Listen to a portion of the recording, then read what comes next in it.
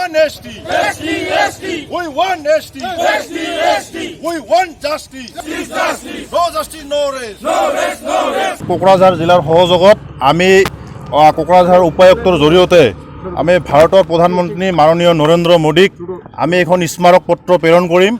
আমাৰ সকলোৱে গম পায় কোচ ৰাজবংশী জনগোষ্ঠী দীৰ্ঘদিন ধৰি আমি জনজাতিকৰণ আৰু পৃথক ক্ষমতাবোৰৰ কাৰণে আমি আন্দোলন সংগ্ৰামখন আগবঢ়াই লৈ গৈ আছোঁ। শেহতীয়াকৈ যোৱাকালি মাননীয় মুখ্যমন্ত্ৰী সৰ্বানন্দ সোণোৱাল, আমাৰ মাননীয় নেডাৰ আহ্বায়ক হিমন্ত বিশ্ব শৰ্মাদেৱে আমাৰ ভাৰতৰ যি গৃহমন্ত্ৰী অমিত শ্বাহ ডাঙৰীয়াৰ সৈতে এক বৈঠক হৈছিল আৰু সেই বৈঠকত অমিত শ্বাহ ডাঙৰীয়াই আমি শুনামতে আমাৰ অসম চৰকাৰক নিৰ্দেশ দিছিল যে 6 জনগোষ্ঠীসহ কোচ ৰাজবংশীসহ আমাৰ যি জনজাতিকৰণৰ প্ৰতিবেদন, সেই প্ৰতিবেদনখন 1 মাহৰ ভিতৰত কেন্দ্ৰীয় চৰকাৰক দাখিল কৰাৰ কাৰণে তেখেতসকলে নিৰ্দেশ জাৰি কৰিছে। আমি অসম চৰকাৰক আহ্বান জনাইছোঁ যে এই 1 মাহে শেষ সময় আপোনালোকে লওক, এই 1 মাহেৰ ভিতৰতে সঁচাকৈ আপোনালোকে আন্তৰিকতাৰে কোচ ৰাজবংশী জনগোষ্ঠীৰ জনজাতিকৰণৰ যিখন প্ৰতিবেদন দাখিল কৰি আপোনালোকক কোচ ৰাজবংশী জনগোষ্ঠীৰ যি জনজাতিকৰণৰ সমস্যা সঁচাকৈ যে আপোনালোকক সমাধান কৰাৰ সদিচ্ছা আছে, 1 মাহৰ ভিতৰতে আমি ডেডলাইন দিছোঁ। 1 মাহৰ ভিতৰতে আপোনালোকে এইখন প্ৰতিবেদনখন দাখিল কৰি কোচ ৰাজবংশীসহ অসমৰ 6 জনগোষ্ঠীৰ জনজাতিকৰণৰ বিষয়টো সমাধান কৰাৰ কাৰণে আমি আহ্বান জনাইছোঁ। হয়তো তেনেকুৱা জনগোষ্ঠী নাই। ইমান দিন ধৰি আমি যি জনগোষ্ঠীটোৱে নিজৰ প্ৰাপ্য অধিকাৰৰ দাবীত দীৰ্ঘদিন ধৰি সংগ্ৰাম চলাই আহিছে। আমি চৰকাৰখনক বাৰম্বাৰ আমি দাবী জনাই আহিছিলোঁ। তেখেতসকলে নিৰ্বাচনৰ আগমুহূৰ্তত বিভিন্ন সময়ত আমাক প্ৰতিশ্ৰুতি প্ৰদান কৰিছিল। খুদ মাননীয় নৰেন্দ্ৰ মোদী অসম চৰকাৰখনে দুৰ্ভাগ্যজনক বিষয়ে বাৰে বাৰে আমাৰ খালি তেখেতসকলে প্ৰতিবেদন দিয়াৰ নামত খালি তেখেতসকলে সময় লোৱা দেখা গৈছে।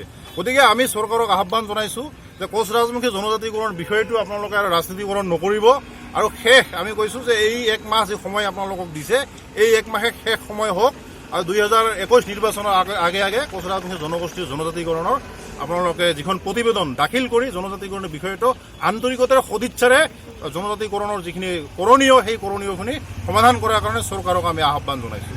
চাওক, যিখন চৰকাৰে আমাক যি কমতাপুৰ স্বায়ত্তশাসিত পৰিষদ ইয়াত অট'নমাছ কাউন্সিল তেখেতসকলে গৃহীত কৰিছে, সেই অট'নমাছ কাউন্সিলখনক এতিয়া জেনেৰেল এখন কাউন্সিল হয় আৰু জনজাতিকৰণ নোহোৱাকৈ কোচ ৰাজবংশী জনগোষ্ঠীৰ যি সামগ্ৰিক বিকাশ, যি সামগ্ৰিক উন্নয়ন, ৰাজনৈতিক অধিকাৰকে ধৰি মাটিৰ অধিকাৰকে ধৰি বিভিন্ন অধিকাৰসমূহ জনজাতিকৰণ অবিহনে কেতিয়াও সম্ভৱ নহয়।